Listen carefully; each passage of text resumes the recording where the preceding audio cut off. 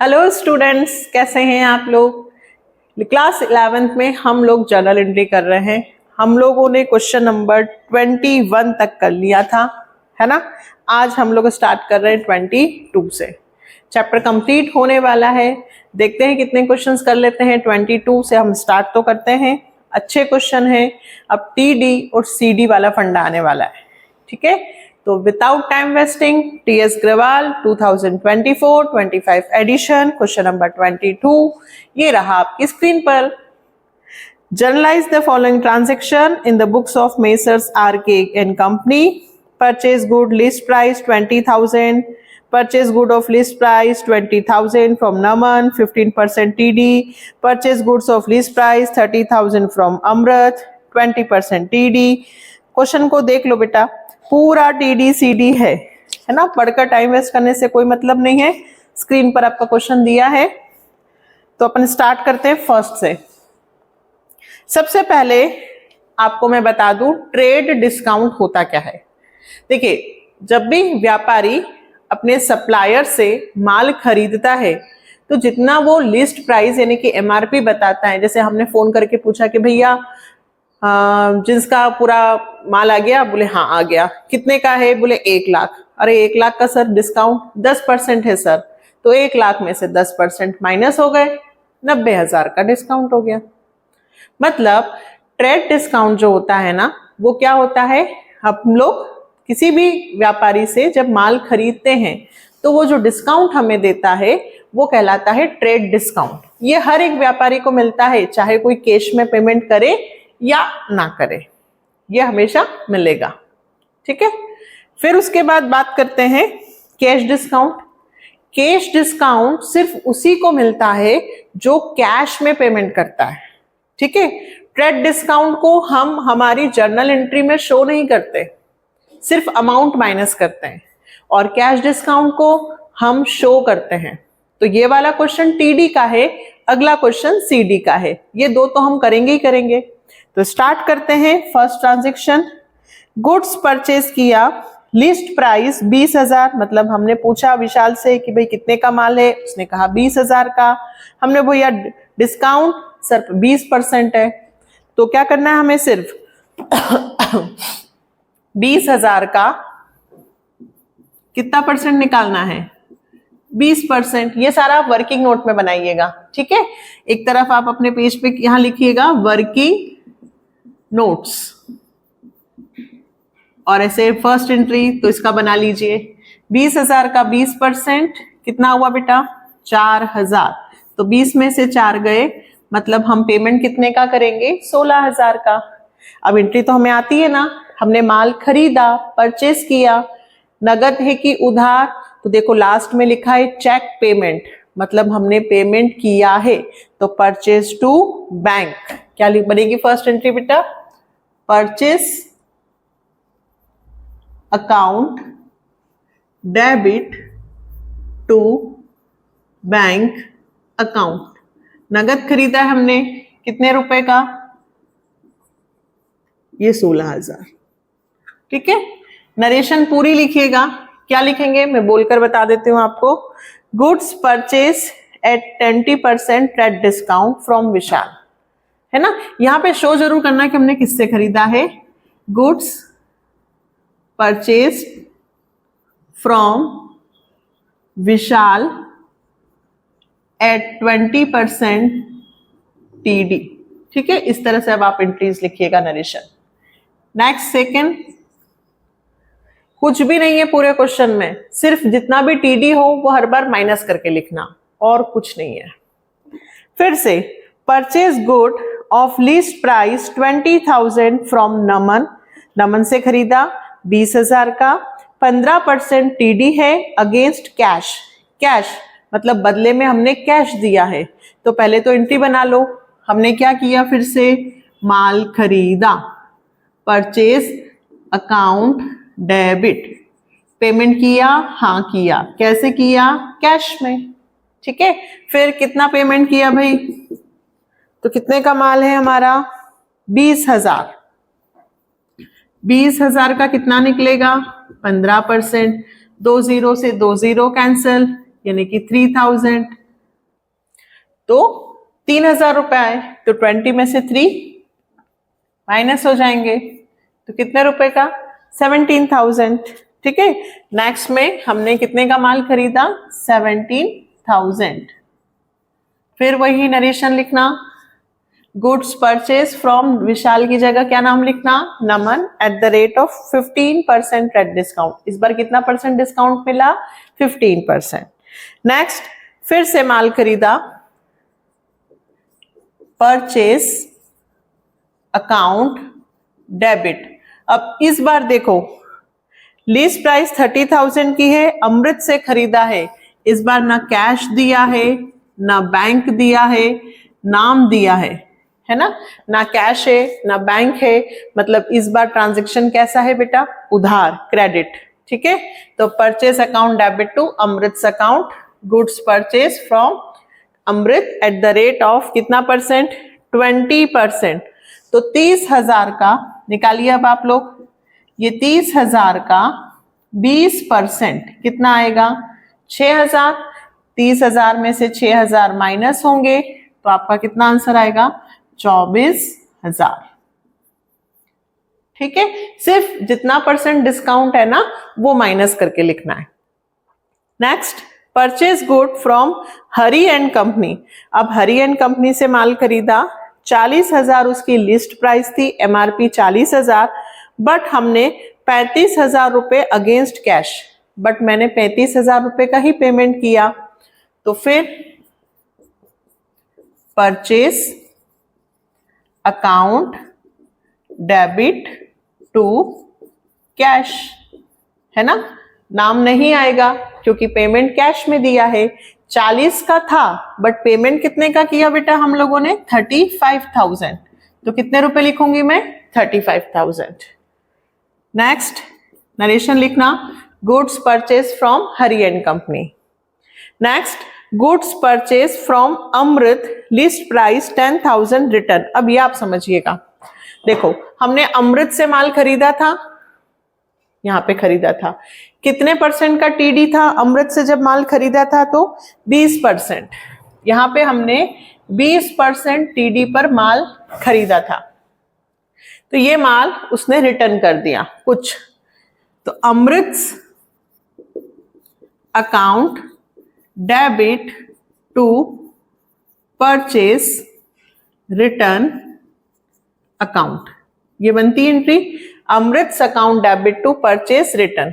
अब बात आती है यहां अमाउंट की, तो ध्यान से सुनना, यदि आप माल खरीद के लाए हो, 10,000 का माल 8,000 में खरीद के लाए हो डिस्काउंट पे, अब अगर आपको वो माल पसंद नहीं आया है तो आप जब वापस रिटर्न करने जाओगे तो आपको दुकानदार 10,000 रुपए देगा कि 8,000 देगा?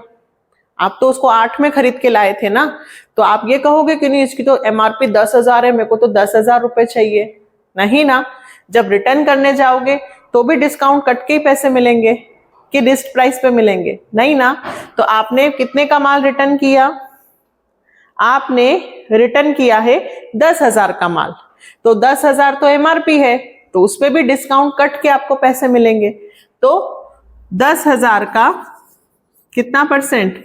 20% टीडी है, तो 10,000 का 20% कितना होगा? 2,000। तो 10 में से 2,000 माइनस हो गए, तो कितना होगा? 8,000 का माल रिटर्न होगा। ठीक है, ये एंट्री आप इधर करिएगा वर्किंग नोट में। नेक्स्ट, ये समझ में आया कि जब गुड्स रिटर्न होगा क्या होगा? गुड्स रिटर्न लिस्ट प्राइस दिया हो तो उसमें से भी टीडी माइनस करना। नेक्स्ट, अब सेल के, अभी अपन ने जो परचेस के किए थे अब वो पूरे अपन किसके करेंगे? सेल के। अगला पॉइंट है सोल्ड गुड्स टू पारुल। अब हमने किसको माल बेचा? पारुल को। 40,000 रुपए का 10% टीडी, तो 40,000 का 10% कितना होगा? 4,000। 40 में से 4 माइनस हुए 36,000। और पेमेंट कैसे आ रहा है आपके पास? चेक से। जब खरीदा था तो परचेज टू बैंक, अब हमने माल बेचा है, हमारे पास पैसे आ रहे हैं, तो bank account debit to sales. कितने रुपए लिखूं? 36,000। कहां से आए, समझ में आ गए ना? 40,000 का 10% 4,000 माइनस करके नरेशन हम लिख सकते हैं। ठीक है, नेक्स्ट, सोल्ड गुड टू अमन। अब अमन को माल बेचा है 30,000 का 10% टीडी अगेंस्ट कैश, मतलब कैश आ रहा है तो नाम लिखने की जरूरत नहीं है, तो हम क्या एंट्री करेंगे? Next 7th, cash account debit to sales account. कितने रुपए बेटा? 30,000। 30,000 का 10% 3,000, 30,000 में से 3,000 माइनस कर दो 27। अभी ये कैलकुलेशन मैंने आपको इधर बताई है, वही कैलकुलेशन है, कर सकते हैं हम लोग। Next, sold good to Aman, ये तो हो गया। Next, sold good to Pawan of least price 20,000 10% TD. कितना? 20,000 का 10%, ये 0, ठीक है, 2,000। 20 में से 2 गए, 18,000 रुपए में माल बेचा। किसको? पवन को, है ना? इस बार नाम दिया है, ना कैश वर्ड लिखा है, ना बैंक लिखा है, मतलब उधार है। उधार होता है तो हम नाम लिखते हैं Pawan's account debit to sales account. कितने रुपए? 18,000।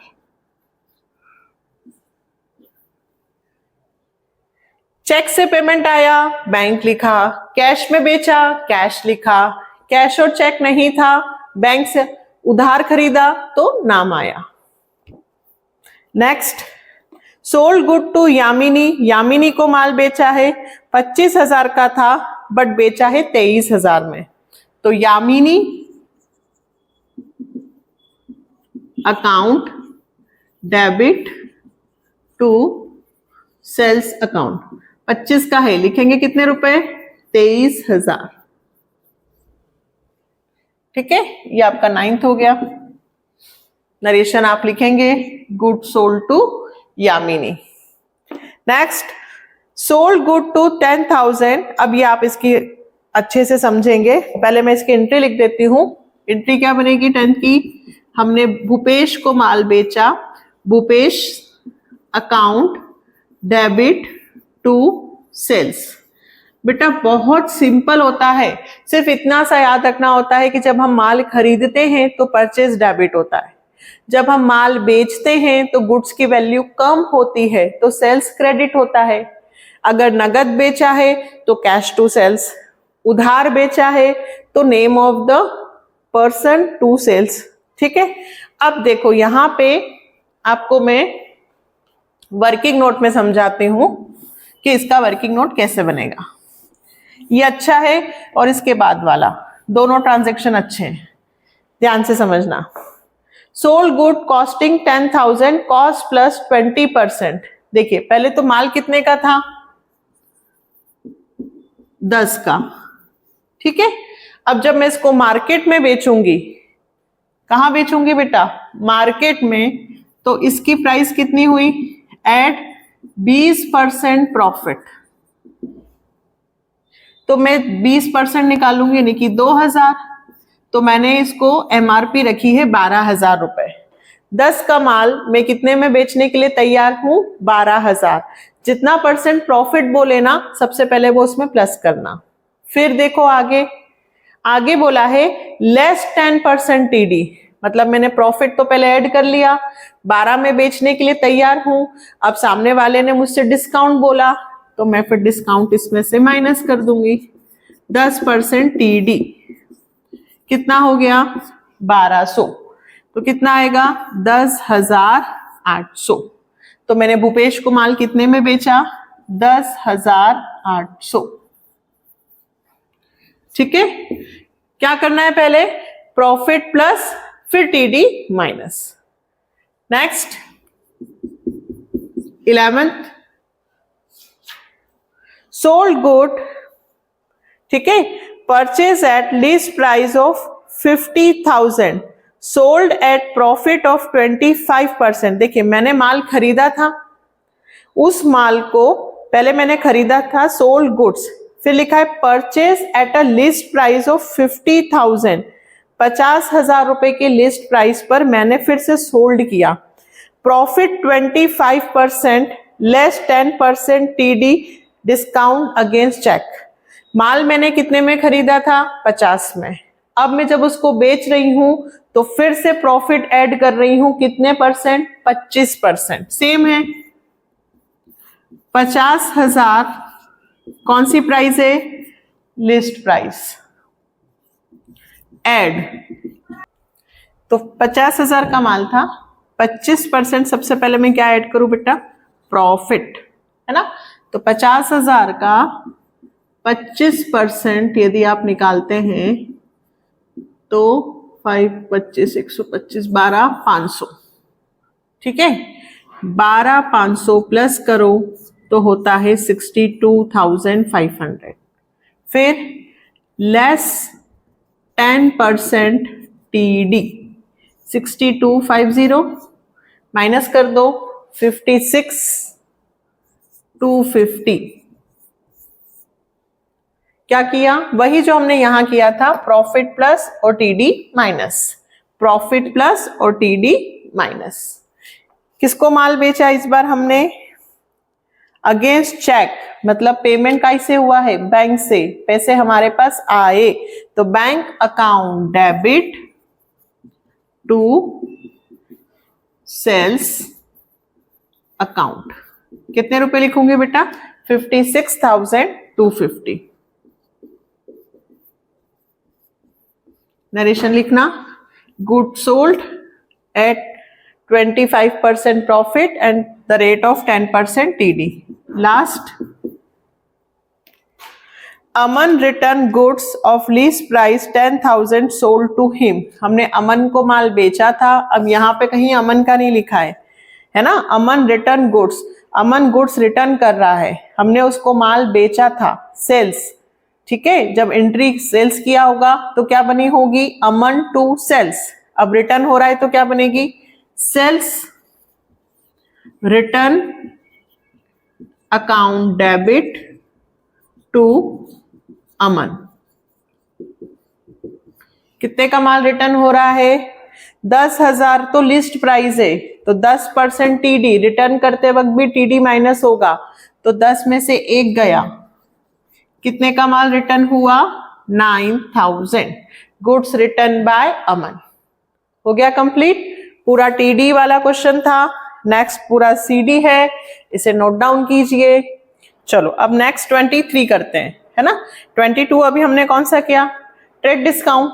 अब हमें करना है कैश डिस्काउंट। अच्छा, ये कैसे पता चलेगा कि मैम ये टीडी नहीं बल्कि सीडी है? तो देखो क्वेश्चन पढ़ते हैं, अभी आपको समझ में आएगा। Receive cash from Bharat 20,000, allowed him discount of ₹500. Received from Vikas 35,000 by check, allowed him discount of ₹750. Received cash from Akhil 38,000 in settlement of his dues of 40,000. Received from Amrit 50,000 by check on account against due of 60,000. समझ में आ रही बात? Cash के साथ discount दिया है, rupees में लिखा हुआ है। ये कैश या बैंक के साथ होता है। अगर कैश डेबिट में आएगा तो डिस्काउंट भी डेबिट में आएगा, क्योंकि कैश की पूंछ डिस्काउंट होता है, जहां कैश वहां डिस्काउंट। अभी मैं आपको समझाती हूं, ठीक है। पूरा क्वेश्चन आपने देख लिया, तो फर्स्ट ट्रांजैक्शन हम करते हैं। सबसे पहले हमें कैश मिला, किससे? गिवर कौन है बेटा? भारत। तो भारत से हमें कितने रुपए मिले? 20,000 रुपए। तो मैं यहां लिखूंगी कैश अकाउंट डेबिट, ठीक है। अब देखो कैश कहां आ रहा है? डेबिट में, तो डिस्काउंट भी कहां आएगा? डेबिट में। डिस्काउंट अलाउड अकाउंट डेबिट, ठीक है, टू भारत। कितना कैश में कितने लिखे बेटा? 20,000, तो ये कैश में डेबिट में लिखना 20,000, डिस्काउंट में 500, और ये डेबिट और क्रेडिट दोनों तरफ का टोटल कैसा होता है, इक्वल। तो इधर 20,500 है तो इधर भी कितने होंगे, 20,500।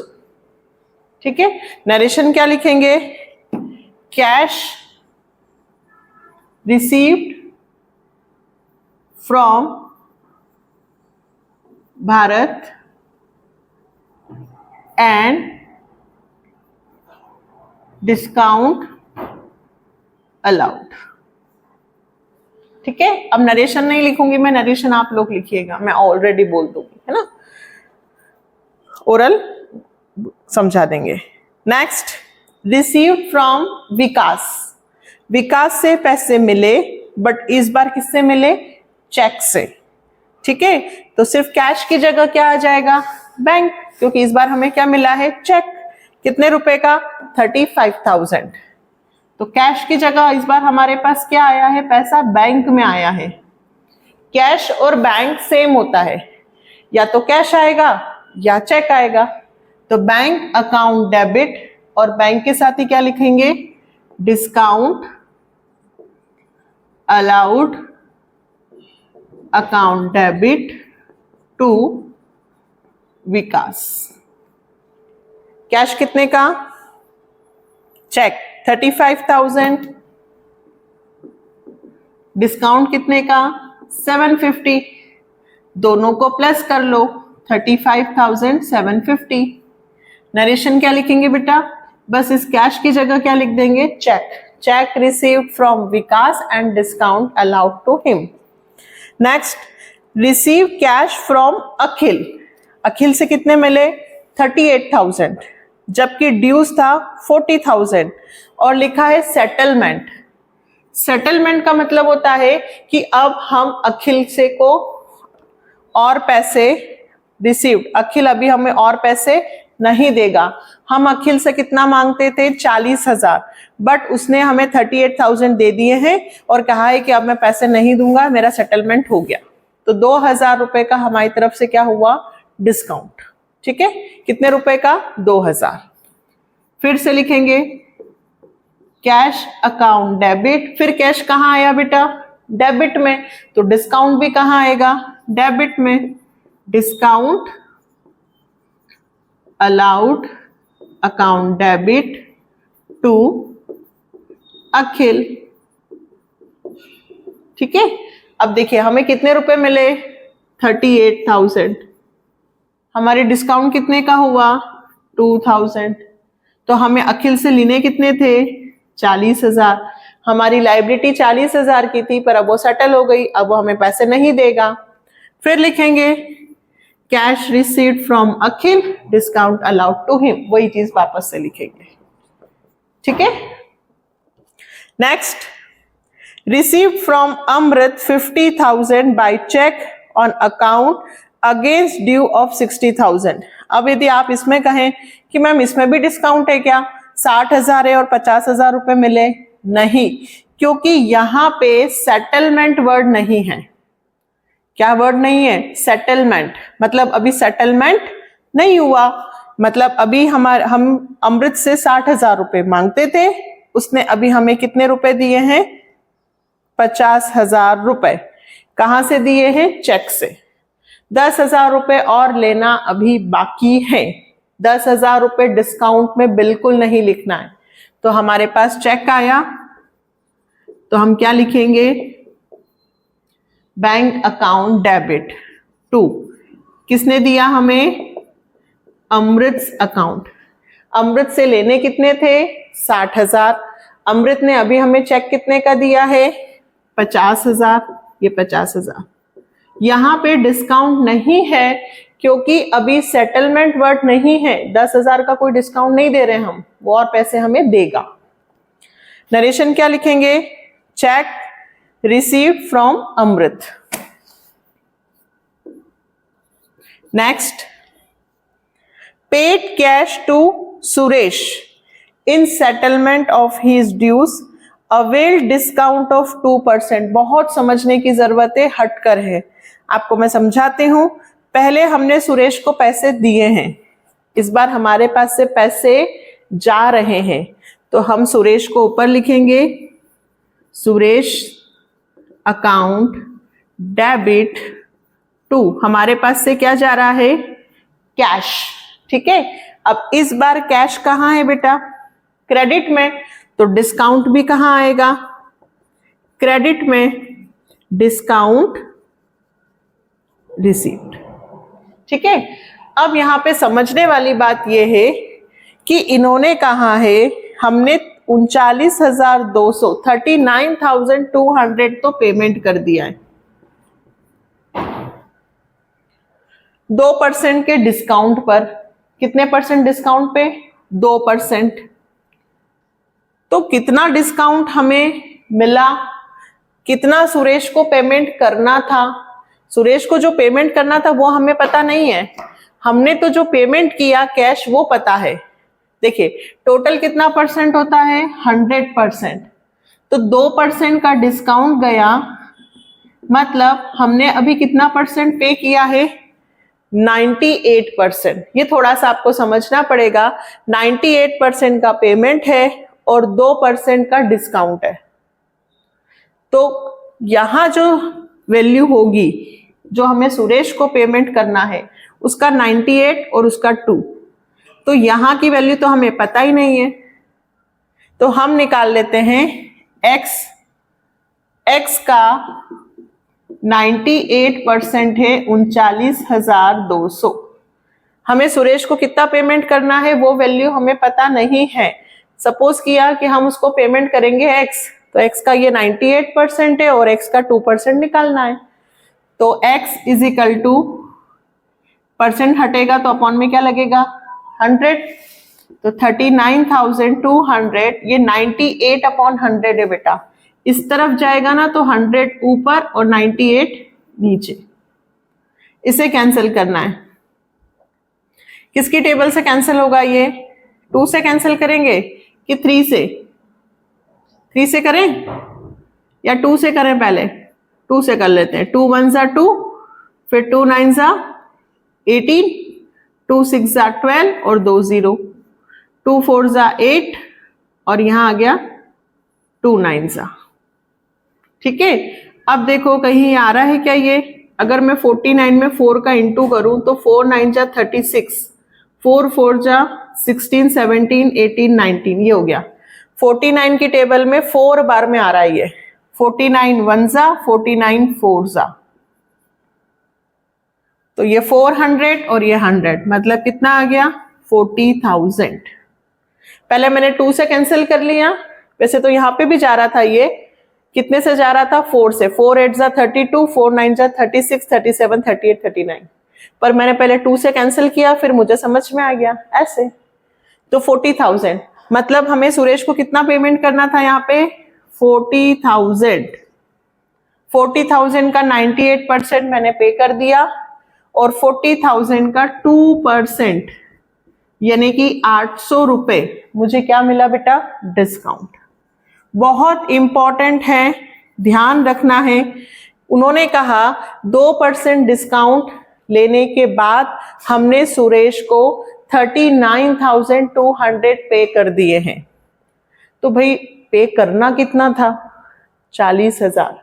कैसे आया, माना कि सुरेश को जो पेमेंट करना था, let be the amount of Suresh is equal to x into 98/100 और ये x की वैल्यू निकालना है। इसको अच्छे से उतारना, ठीक है, पॉज करके इसको उतारना। नेक्स्ट, 5th हो गए, 6th ट्रांजेक्शन बेटा। अब लिखा है पेड बाय चेक 25,000 टू मेहर, अपन ने किसको पे किया है, मेहर को। फिर सेटलमेंट लिखा है तो डिस्काउंट हो गया। मेहर को कितने पैसे देने थे, 26,000। मेहर अकाउंट डेबिट, हमको देने थे उसको 26,000 रुपए, बट हमने उसको कितने दिए, हमने उसे दिए 25,000 रुपए, वो भी चेक से। तो यहां क्या लिखूंगी बेटा, टू बैंक, कितना, 25,000। अब इस बार बैंक कहां है, क्रेडिट में, तो डिस्काउंट कहां आएगा, क्रेडिट में। कैश और बैंक, जहां कैश और बैंक होता है डिस्काउंट वहीं आता है। अगर डिस्काउंट डेबिट में आया तो अलाउड लिखना, क्रेडिट में आया तो रिसीव लिखना। तो यहां लिखेंगे टू डिस्काउंट रिसीव्ड। कितने रुपए का? 26 थे, 25 का पेमेंट किया, 1000 का डिस्काउंट, दोनों को प्लस करेंगे तो 26 ही होंगे, है ना। क्या लिखेंगे? अमाउंट पेड, है ना, to Mehar, cheque paid to Mehar and discount received. Next, paid 25,000 to Yogesh by cheque on account. हमने उसके खाते में 25,000 रुपए का पेमेंट किया। किसको दिया? योगेश को। हमारे पास से पैसे गए, Yogesh account debit to bank. हमने पेमेंट कैसे किया है? चेक से। कितने रुपए का पेमेंट किया? 25,000। इसमें कोई डिस्काउंट नहीं है। Cheque paid to Yogesh. Next transaction बेटा, परचेज गुड कॉस्टिंग 1 लाख। अब हमने 1 लाख रुपए का माल खरीदा अगेंस्ट चेक, ठीक है, खरीदा, कॉस्ट 1 लाख की है और हमें उस पे 3% का क्या मिला है? डिस्काउंट। तो 1 लाख की तो कॉस्ट है, 1 लाख पे 3% यानी कि 3,000 का हमें डिस्काउंट मिला है। तो हम क्या एंट्री करेंगे? Purchase account debit to, payment कैसे किया हमने? चेक से, तो टू बैंक अकाउंट, बैंक नीचे है तो लिखेंगे डिस्काउंट रिसीव्ड। अब देखिए खरीदा कितने का है? 1 लाख का। कितने का खरीदा? 1 लाख। कॉस्ट कितने की है? 1 लाख। 3% का डिस्काउंट, तो 1 लाख का 3% यानी कि 3,000 क्या हो गया? डिस्काउंट। 1 लाख का 3% कितना हुआ बेटा? 3,000। 3,000 का तो डिस्काउंट मिल गया। तो यहां कितने आएंगे? हमने पेमेंट कितने का किया? 97,000। उन्होंने, हमने पूछा माल कितने का है, उन्होंने कहा कि माल भैया 1 लाख का है। हमने बोला डिस्काउंट, उन्होंने कहा 3%। तो 1 लाख पे 3%, 3,000 का हमें डिस्काउंट मिल गया, 97 का पेमेंट कर दिया, ठीक है। नेक्स्ट 9th, ये बहुत अच्छे से समझना है। Purchase good 60,000 from Akash and company, paid 50% immediately, availing 3% discount. देखिए पहले इसकी कैलकुलेशन मैं आपको समझाती हूँ, यहीं पे समझा देती हूँ, आप वर्किंग नोट में कर लीजिएगा। सबसे पहले लिस्ट प्राइस यानी कि एमआरपी कितने रुपए है? 60,000। कॉस्ट भी बोल सकते हैं। हमने 60,000 का माल खरीदा, 50% इमीडिएटली पेड। हमने कितना परसेंट पे किया है? 50%। कॉस्ट प्राइस दी उन्होंने, 60,000 का माल आपने खरीदा है, 50% पेड है और 50% क्या होगा? उधार। उन्होंने कहा ना कि 50% हमने दे दिया है, तो 50% यानी कि 60,000 का 50% कितना हुआ? 30,000। 30,000 का पेमेंट कर दिया, 30,000 देना बाकी है। अब जो आपने कैश पेमेंट किया है उस पर डिस्काउंट, हमेशा कैश डिस्काउंट किस पे मिलता है? जो आप पेमेंट करते हो। आपने कैश में कितना पेमेंट किया? 30,000। तो 30,000 पर आपको कितना परसेंट मिलेगा? 3% का डिस्काउंट इस पे मिलेगा बेटा। ये तो उधार है, इस पे नहीं मिलेगा। किस पे मिलेगा? जो आपने कैश में पेमेंट किया है। तो लेस 3% डिस्काउंट, ठीक है। तो 30,000 का 3%, 900 रुपीज का मुझे डिस्काउंट मिल गया। तो मैंने इधर पेमेंट कितना किया होगा? 29,100। ऐसा मैंने आपको पहले भी सिखाया है और अभी आगे चैप्टर जीएसटी में भी आएंगे कि हम इतना परसेंट पेमेंट कर रहे हैं, इतना परसेंट उधार है। तो देखिए ये कैश पेमेंट किया, डिस्काउंट मिला, इसमें क्रेडिट है, बाद में पैसे देंगे तो ये उधार है। अब आपने माल खरीदा है, परचेस किससे? आकाश एंड कंपनी। तो देखो एंट्री कैसे बनेगी, खरीदा परचेज अकाउंट डेबिट, या नरेशन लिख लेना इसकी। 2 कैश, कैश के साथ क्या आएगा, डिस्काउंट रिसीव्ड, ठीक है। और जो पेमेंट हमने नहीं किया है, उधार है, उसमें हम क्या लिखेंगे, नाम, आकाश एंड कंपनी अकाउंट। फिर से समझिए, माल खरीदा परचेस अकाउंट डेबिट, नगद तो 2 कैश, 2 कैश है तो डिस्काउंट, तो कैश कितने का आएगा, जो सबसे डिस्काउंट कट करके जो आया है अमाउंट 29,100 हमने पे किए हैं, 900 का डिस्काउंट, ये हो गए 30, और 30,000 हम बाद में देंगे, उधार है। आपको स्टार्टिंग से मैंने समझाया है कि जब हम क्रेडिट परचेज करते हैं तो purchase account debit to supplier का नाम लिखते हैं। तो ये टोटल हमने कितने का माल खरीदा, 60,000। मोस्ट मोस्ट मोस्ट इंपॉर्टेंट है, बहुत अच्छे से इसकी प्रैक्टिस करना है, ठीक है। अभी भी बचे हैं 3-4 ट्रांजेक्शन्स, आप इसको नोट डाउन करो, फिर हम आगे करते हैं, ठीक है। चले नेक्स्ट 10th वाला, सोल्ड गुड 30,000 अगेंस्ट चेक, ठीक है। हमने 30,000 का माल बेचा चेक के थ्रू और 2% डिस्काउंट पर। तो 30,000 रुपीज का तो बेटा माल है, कॉस्ट है, 2% डिस्काउंट पे बेचा। तो देखिए माल बेचेंगे तो हमारे पास पैसे आएंगे, बैंक अकाउंट डेबिट। अब बैंक डेबिट में है तो डिस्काउंट अलाउड अकाउंट डेबिट, ठीक है। तो अब हमने कितने रुपए का सेल किया है, तो टू सेल्स अकाउंट, हमने सेल्स की है इस बार 30,000 रुपए की, तो ये 30,000, 30,000 पे 2% का हमने डिस्काउंट दिया, 2 ही है ना, 2%, तो 30,000 का 2% 600 निकालना आता है ना, 30,000 इंटू 2/100, 600 रुपीज का हमें डिस्काउंट डेबिट में लिखना। तो 30,000 रुपए का माल बेचा, 600 रुपए का हमने डिस्काउंट दे दिया, तो हमें 29,400 का चेक मिलेगा, ठीक है। देखो यहां बोला है इतने रुपए का माल बेचा, तो उसमें से डिस्काउंट निकालना कि भाई इतने का तो डिस्काउंट हो गया, है ना। और जहां कैश अलग और डिस्काउंट अलग दिया हो रुपीस में, तो वहां आपको दोनों सेम लिखना है। नेक्स्ट नरेशन लिखेंगे हम, sold goods against cheque. Next फिर वही जो अभी हमने सीखा था, 60, इस बार हमने खरीदा नहीं बल्कि इस बार हमने बेचा है। Sold good of 60,000 to Vimal, हमने किसको माल बेचा, विमल को।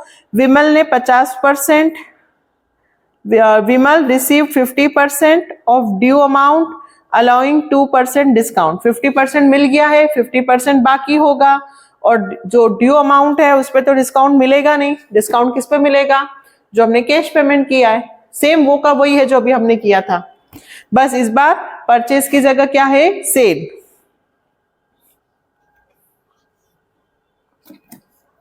देखो सबसे पहले हमने इस बार माल बेचा है तो हमारे पास पैसे आएंगे, बैंक अकाउंट डेबिट, बैंक में बेचा है क्या, चेक से है क्या पेमेंट, नहीं, कैश लिखेंगे, है ना। 60,000 का माल बेचा है, कैश कितना आएगा वो लिखेंगे, कैश के साथ क्या आएगा, डिस्काउंट अलाउड अकाउंट डेबिट, और विमल को माल बेचा है 50% मिल रहा है, 50% देना अभी बाकी है विमल को, तो विमल क्रेडिट सेल भी हो गई, तो Vimals account debit to sales, है ना।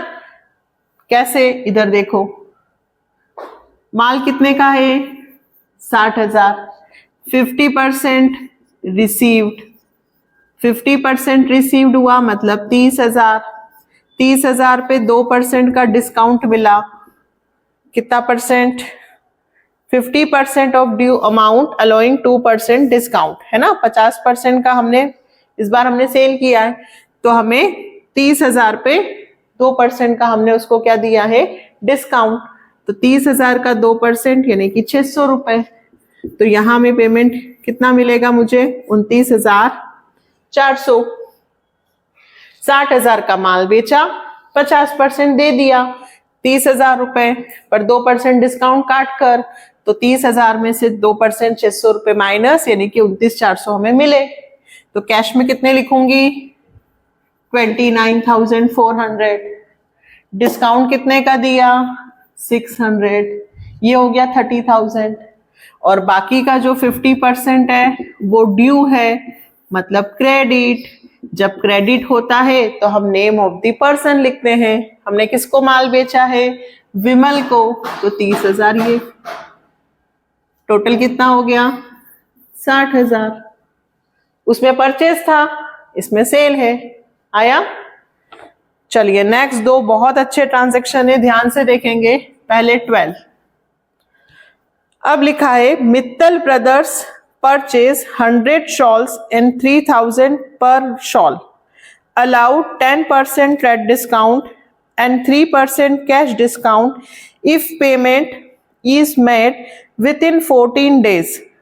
Mittal Brothers received 10 shawls of poor quality which it returned. Mittal Brothers settled the payment in 10 days. पहली बात तो ये ध्यान रखना है कि हम भूषण एजेंसी हैं। ऊपर देखो नाम में, ध्यान से समझना। हम किसकी बुक में एंट्री बना रहे हैं? भूषण। और मित्तल ब्रदर्स ने माल खरीदा है। तो मित्तल ब्रदर्स ने माल खरीदा है मतलब हमने माल बेचा है। तो हम पहली एंट्री करेंगे, हमने किसको माल बेचा। हम पार्ट में बना लेते हैं, एक साथ पूरी एंट्री नहीं बनाते, एक एक बनाते हैं। सबसे पहले हमने मित्तल ब्रदर्स को माल बेचा। क्यों? क्योंकि क्वेश्चन में लिखा है मित्तल ब्रदर्स ने खरीदा, तो हमने बेचा। हम भूषण हैं तो हमने माल बेचा। तो पहली एंट्री करेंगे Mittal brothers account debit to sales account. ठीक है, ये फर्स्ट एंट्री हमने की। अब हमने एंट्री जो की है 100 शॉल्स 3,000 पर शॉल, 100 शॉल्स हैं इंटू 3,000 रुपीज, तो कितना हुआ बेटा? 3 लाख। लेकिन ट्रेड डिस्काउंट कितना है? 10%, तो लेस 10% टीडी। 3 लाख की शॉल है पर 10% ट्रेड डिस्काउंट पे बेचा होगा, मतलब कितना आएगा? 3 लाख का 10% 30,000, तो कितना हुआ बेटा? 2,70,000। मतलब हमने शॉल 3 लाख में नहीं बल्कि 2,70,000 में बेची। ट्रेड डिस्काउंट माइनस करेंगे, 2,70,000। इतना क्लियर है? यहां पे मैं लिख भी देती हूं, shawls sold to Mittal brothers. ठीक है, अब मित्तल ब्रदर्स ने 10 शॉल जो पुअर क्वालिटी की थी रिटर्न कर दी। कितनी शॉल्स? 10 शॉल्स। तो भाई रिटर्न हुई, तो sales return account debit to Mittal brothers. ठीक है, 10 शॉल्स। तो बेटा फिर से ध्यान रखना, एक शॉल कितने की है? 3,000। तो 10 शॉल्स कितने की हुई? 30,000। बट फिर 30,000 रुपए लिखूंगी? नहीं, जब रिटर्न होगा तो भी टीडी माइनस होगा। जब वो शॉल मुझे वापस करेगा तो मैं 30,000 से पेमेंट थोड़ी ना करूंगी। मैंने डिस्काउंट पे आपको माल बेचा था तो आपसे वापस लूंगी तो भी डिस्काउंट काट कर ही लूंगी, है ना। तो वापस से टीडी 3,000। तो कितने की शॉल रिटर्न हुई? 27,000। 27,000 की शॉल्स रिटर्न आ गई। Shawls return by Mittal brothers. फिर हमने कहा था कि यदि आप 14 दिन में पेमेंट कर दोगे तो हम आपको 3% का कैश डिस्काउंट देंगे। तो मित्तल ब्रदर्स ने 10 दिन में ही पेमेंट कर दिया। कितने दिन में पेमेंट कर दिया? 10 दिन में। मित्तल ब्रदर्स ने पैसे दिए होंगे, हमारे पास पैसे आए, कैश अकाउंट डेबिट, डिस्काउंट देंगे क्योंकि 10 दिन में ही पेमेंट कर दिया है, तो discount allowed account debit to Mittal brothers. ठीक है, payment received by Mittal brothers. अब फिर से बात आती है पेमेंट कैसे लिखेंगे। तो देखो, सबसे पहले हमें पैसे लेने कितने थे? 2,70,000, बट इसमें से 27,000 का माल तो रिटर्न आ गया। हमने माल कितने का बेचा बेटा? 270, बट 27 का माल तो रिटर्न हो गया।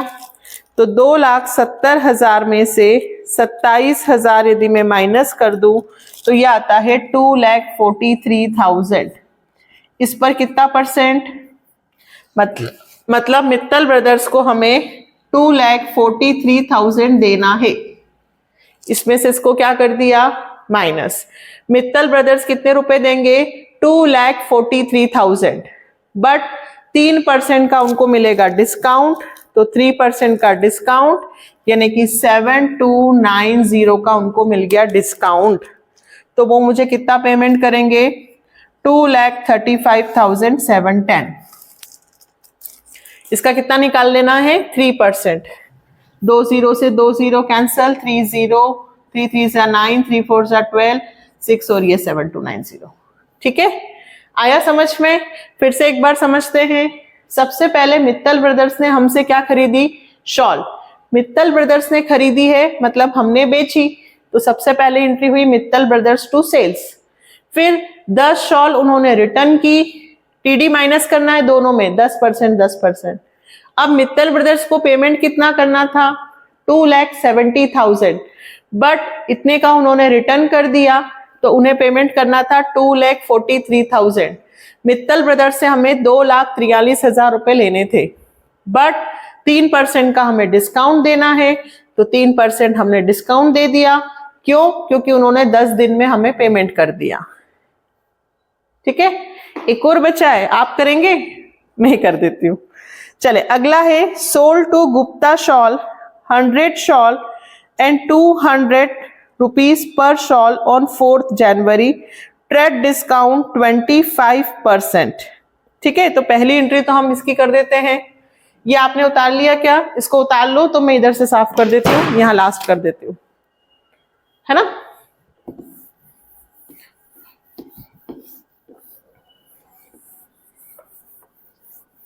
देखो, क्वेश्चन बड़ा है, बट यहां से सारे बेसिक टीडी सीडी सब अच्छे से समझ में आ जाएंगे।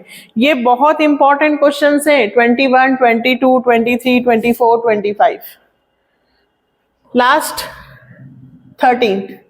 ठीक है, इसमें भी हम लोग ट्रांजैक्शंस अलग अलग ही बना लेते हैं।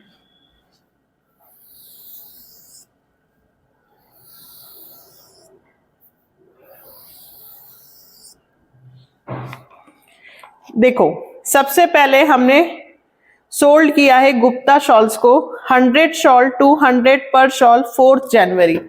तो 4th जनवरी इस बार हमने माल बेचा है, लिखा है डायरेक्ट उन्होंने गुप्ता को, है ना। तो Gupta account debit to sales account. अब 200 शॉल से 100 रुपए के हिसाब से, तो 200 इंटू 100 कितनी हुई भाई? 20,000। बट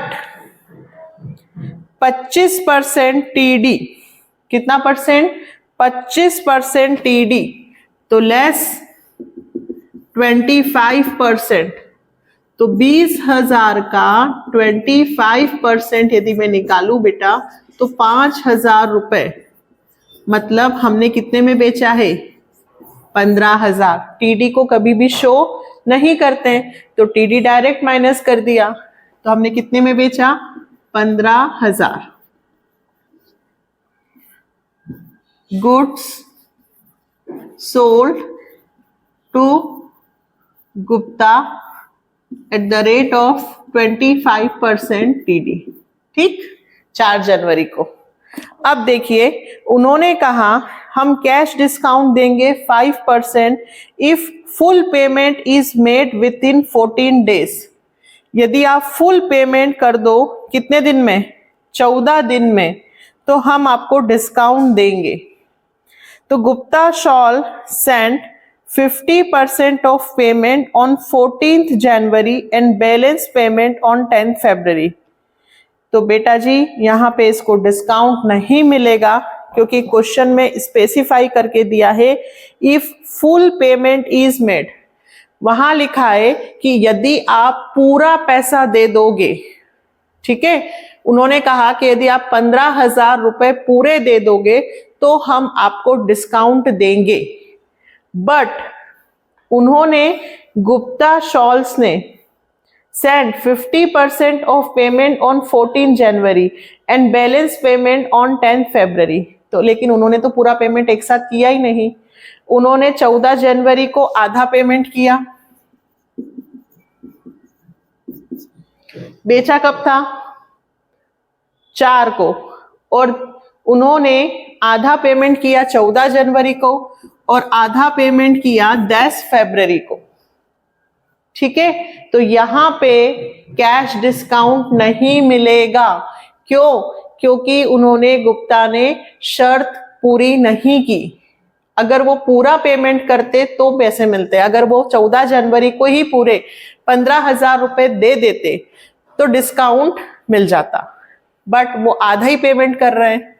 तो cash account debit to Gupta's account, कितने, आधा पेमेंट 7,500 यहां किया और 10 फरवरी को भी cash account debit to Gupta's account, आधा यहां पेमेंट किया।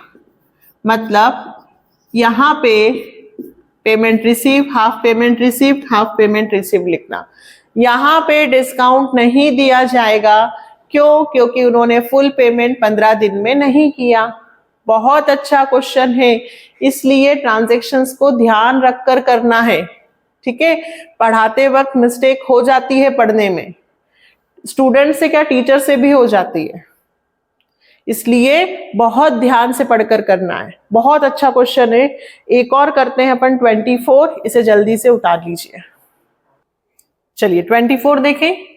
Shyam became insolvent. Compensation 75 paise in a rupee was received from his official receiver.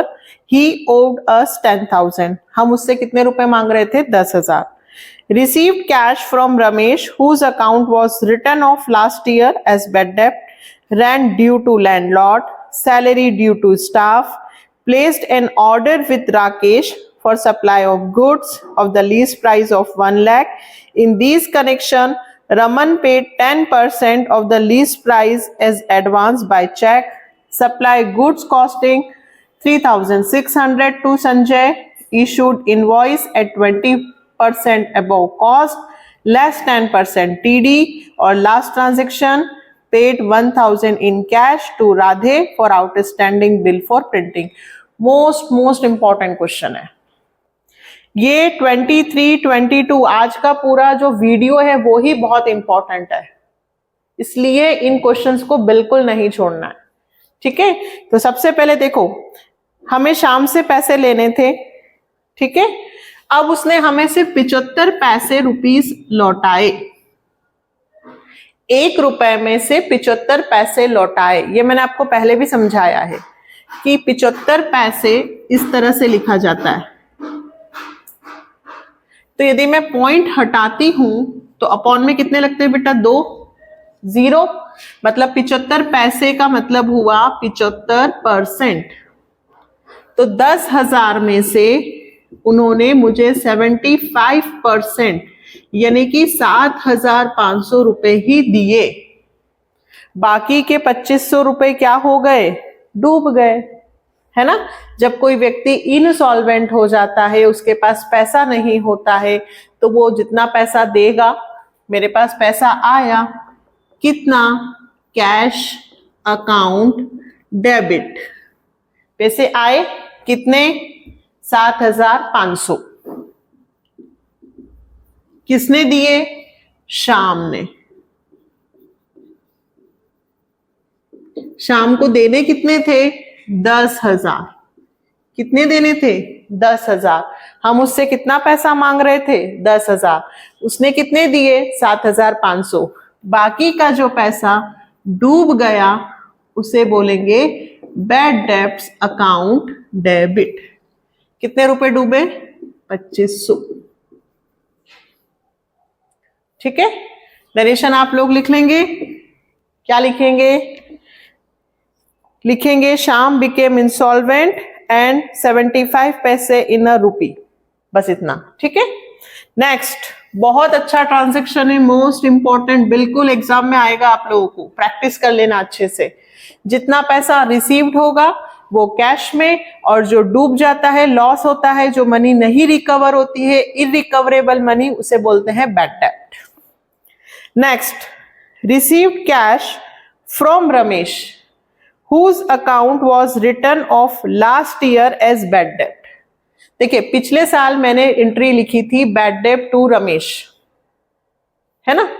अब उसने हमें पैसा दे दिया वापस से, जो बैड डेब्ट था वो रिकवर हो गया, तो रिकवर की क्या एंट्री बनेगी? Cash account debit to bad debts recovered. जब बैड डेब्ट होता है तो डेबिट में, और जब बैड डेब्ट रिकवर होता है तो क्रेडिट में पैसे आ रहे हैं हमारे पास। कितने रुपए? 5,000। नरेशन लिखिएगा, बैड डेब्ट recovered. Next, rent due to landlord. देखिए, रेंट देना बाकी है, सैलरी देना बाकी है, कोई भी एक्सपेंसेस देना बाकी होता है तो वहां पे आता है आउटस्टैंडिंग। आउटस्टैंडिंग हमारी लायबिलिटी होती है, लायबिलिटी का बैलेंस होता है क्रेडिट। क्या होता है बेटा? क्रेडिट। अब देखो, यदि मैं रेंट का पेमेंट करूं, क्या करूं? रेंट का पेमेंट, तो रेंट टू कैश। लेकिन यहां रेंट का पेमेंट नहीं हो रहा है, बल्कि रेंट लायबिलिटी क्रिएट कर रहा है, आउटस्टैंडिंग है। तो जब भी कोई एक्सपेंसेस आउटस्टैंडिंग होगा ना, तो उसका नाम लिखकर आउटस्टैंडिंग लिख देना। अभी पेमेंट करना बाकी है, स्टाफ है, लैंडलॉर्ड है, इनसे हमें कोई मतलब नहीं है। जब भी ड्यू कोई भी चीज होगी, name of the expenses to outstanding, name of the expenses to outstanding. Rent यहां जरूर लिखना, रेंट ड्यू टू लैंडलॉर्ड। फिर से इस बार सैलरी देना स्टाफ को बाकी है, सेम एंट्री बनाना, salary account debit outstanding salary. तो salary account debit to outstanding salary कितना हुआ? 10,000। Salary due to staff. Next, placed an order with Rakesh for supply of good. देखिए, ऑर्डर की तो कभी कोई एंट्री बनती ही नहीं है बेटा। हमने ऑर्डर सप्लाई किया है, प्लेस किया है, मतलब कि 1 लाख रुपए का माल हमें चाहिए। Raman paid 10% of lease price and advance by cheque. अब 1 लाख रुपए के माल के लिए हम ऑर्डर प्लेस कर रहे हैं, इसकी एंट्री तो नहीं बनेगी, बट 10% एडवांस पेमेंट कर रहे हैं। कितना परसेंट? 10%। जब हम एडवांस पेमेंट करते हैं तो हमारा प्रीपेड एक्सपेंसेस कहलाता है, हमारी असेट्स बनती है ना। तो हम एडवांस की जरूर एंट्री कर सकते हैं, एडवांस पेमेंट, ठीक है, account debit to bank account. कितने का पेमेंट कर रहे हैं बेटा? 1 लाख का 10%, ठीक है, 1 लाख का कितना? 10%, यानी कि 10,000। अच्छा, एडवांस भी लिख सकते हैं। कुछ टीचर्स 11th में देखिए, सब टीचर्स का अलग अलग होता है। कुछ टीचर्स यहाँ पे हमने place N order with Rakesh को किया है, ठीक है। तो हम यहाँ पे राकेश भी लिख सकते हैं कि वो हमारा सप्लायर है, तो Rakesh account debit to bank, और नरेशन में लिख सकते हैं एडवांस पेमेंट टू राकेश, ठीक है। तो हम यहाँ पे सप्लायर का नाम भी लिख सकते हैं, एडवर्टाइज और एडवांस पेमेंट भी लिख सकते हैं, एडवांस फॉर गुड्स भी लिख सकते हैं, जैसा आपके टीचर प्रेफर करें आप वो लिख सकते हैं, ठीक है। लास्ट सेकेंड, हमने 3,600 रुपए का माल संजय को सप्लाई किया, लेकिन 20% एबोव, देखिए हम संजय को माल सप्लाई कर रहे हैं, मतलब संजय को माल बेच रहे हैं। क्या कर रहे हैं बेटा अपन? संजय को माल बेच रहे हैं। मैं सप्लाई कर रही हूं मतलब माल बेच रही हूं, कितने का? 3,600। लेकिन जब मैं सप्लाई कर रही हूं तो मैंने अपने बिल पर, इनवॉइस यानी कि बिल, उस पर 20% कॉस्ट को ज्यादा दिखाया, तो ज्यादा दिखाया तो ऐड 20% एबोव कॉस्ट, तो 3600 का 20% 720 रुपए,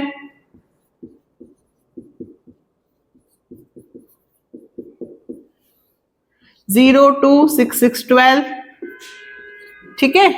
मैं माल बेच रही हूं 3600 का, 720 रुपए ज्यादा है क्योंकि बिल में ज्यादा दिखाना है, 4320। लेकिन फिर जब बेचा जाएगा तो फिर कहा कि भाई, उसने कहा कि अरे इतना ज्यादा बिल, तो फिर हमने कहा ठीक है भाई 10% डिस्काउंट ले लो। तो हमने वापस से अबव कॉस्ट लेस 10% टीडी, तो 10% टीडी में वापस से क्या कर दूं? माइनस। तो इसका 10% हो गया 432, 10 में से 2 गया 8, 11 में से 3 गए 8, 12 में से 4 गया 8, और ये, तो इसका आंसर कितना आया बेटा? 3,888 में मैंने संजय को माल बेचा। समझ में आया? माल कितने का था? 3600। पहले 20% ज्यादा पे बताया, 720 रुपए ज्यादा करके बताए। एक बार चेक कर लें क्या? 3600 प्लस 720 में मैंने ज्यादा बताया 4320, और 432 माइनस करे 3888। लास्ट ट्रांजेक्शन, बड़ा हो गया ना video. Paid 1000 in cash to Radhe for outstanding bill for printing. मैंने 1000 रुपए का पेमेंट किया, किस लिए? आउटस्टैंडिंग बिल था, किस चीज का? प्रिंटिंग का। मेरी लायबिलिटी कम हो रही है, जब लायबिलिटी इंक्रीज होती है तो क्रेडिट, लायबिलिटी कम हो रही है तो डेबिट, मॉडर्न अप्रोच। तो मैं यहां लिख सकती हूं आउटस्टैंडिंग बिल फॉर प्रिंटिंग, पूरा लिखना चाहें तो, या सिर्फ केवल इतना लिखेंगे तो भी चलेगा, आउटस्टैंडिंग बिल टू कैश। कितने रुपए? 1000, ठीक है। मैं किसको पैसे दे रही हूं उससे मुझे मतलब नहीं है कि मैं राधे को पैसे दे रही हूं। मैंने तो जब ड्यू था तो आउटस्टैंडिंग बिल करके लिखा होगा, है ना। जब कोई चीज बाकी होती है देना तो आउटस्टैंडिंग करके लिखते हैं, तो जब उसका पेमेंट करेंगे तो ये डेबिट हो जाएगा। जैसे मैं रेंट, आउटस्टैंडिंग रेंट का पेमेंट करूंगी तो आउटस्टैंडिंग रेंट टू कैश। मैं आउटस्टैंडिंग सैलरी का पेमेंट करूंगी तो आउटस्टैंडिंग सैलरी टू कैश, ठीक है। तो इस वीडियो में मैंने आपको कितने क्वेश्चंस करवाए हैं? 22, 23 और 24। लास्ट 25 बच रहा है, बट मैं सोचती हूं कि आपको होमवर्क दिया जाए। आप 25 कीजिए, और 25 में कौन सा क्वेश्चन आपको समझ में नहीं आता वो आप कमेंट सेक्शन में मुझे बताइएगा कि मैम इसकी एंट्री बताइए, ठीक है। इस बार ऐसा करते हैं, तो 25 फिर मैं बताती हूँ आपको, ठीक है। तो अच्छे से प्रैक्टिस कीजिए जर्नल की। अब हम लेजर पे चलेंगे? नहीं, अब हम लेजर पे पहले नहीं जाएंगे, पहले हम कॉमर्स में अपना जो 11th में बिजनेस स्टडी है उसके चैप्टर्स फिनिश करेंगे 1, 2, 3, क्योंकि अभी टेस्ट में आपको बिजनेस में भी आ रहा है, तो हम फर्स्ट सेकंड चैप्टर उधर करेंगे, फिर हम लेजर सीखेंगे, ठीक है। तो मिलते हैं नेक्स्ट वीडियो में, बाय।